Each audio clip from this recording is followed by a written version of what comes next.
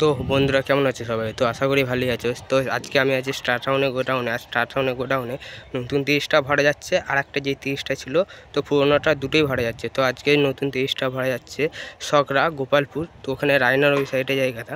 তো নতুন 30টা এখন লোড হচ্ছে, দেখতে থাকো বন্ধুরা। তো দেখতে পাচ্ছ বুলেট লোড হচ্ছে, আর ওখানে ডিজিটা আছে ওই পাশটায়। দুটো ডিজি আছে, একটা ভেতরে আছে আর একটা বাইরে আছে।